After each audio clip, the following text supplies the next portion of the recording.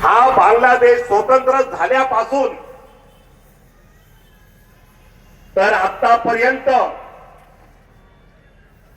सर्रासपणे सातत्याने तेथे मायनॉरिटी असलेले हिंदू यांच्यावर अन्याय अत्याचार होत आलेले आहेत आणि अलीकडच्या काळामध्ये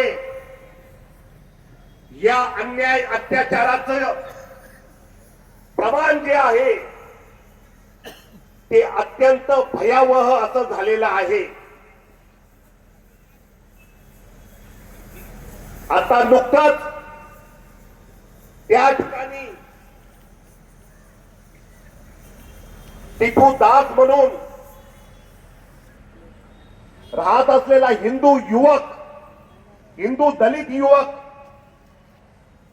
याची तेथील कट्टरपंथीय मुसलमानांनी अत्यंत निर्दयीपणे हत्या केलेली आहे।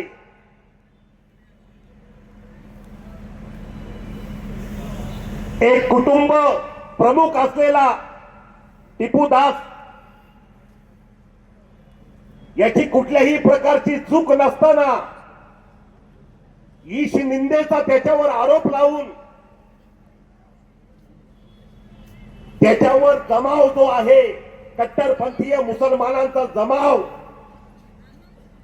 त्याच्यावर तुटून पडला। स्वतःला वाचवण्यासाठी तेथील संबंधित पोलीस स्टेशन मध्ये तो गेला आणि त्या पोलीस स्टेशन मध्ये गेल्यानंतर पोलिसांना सविस्तर हकीकत सांगितल्यानंतर सुद्धा त्या कट्टरपंथीय पोलीस स्टेशनने सुद्धा त्या निष्पाप टिपू दास या हिंदू दलिताला त्या कट्टरपंथीय मुसलमानांच्या तावडीत दिले। अत्यंत बेदमपणे दगडाने ठेचून या निष्पाप टिपू दासची हत्या करण्यात आली आणि अर्धे मेल्या अवस्थेत असताना रस्त्याच्या मधोमध असलेले एका झाडाला त्याला बांधण्यात आलं आणि जिवंत जाळण्यात आलं। संपूर्ण जगाला हादरवून सोडणारी ही घटना आहे। संपूर्ण जगातील मानवतेला काळिंबा फासणारी ही घटना आहे। अत्यंत निर्दयीपणे एका निष्पाप हिंदूला बांगलादेशमध्ये ठार मारण्यात आलं।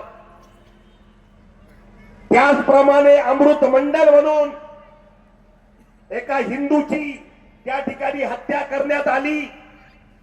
असे सर्रासपणे बांगलादेशमध्ये अल्पसंख्याक असलेल्या हिंदूंवर मोठ्या प्रमाणावर अन्याय आणि अत्याचार होत आहेत।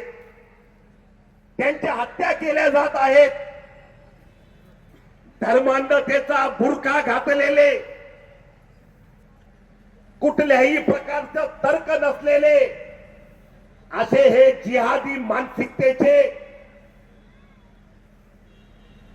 हिंदूंना काफिर म्हणून संबोधतात। मग त्यामध्ये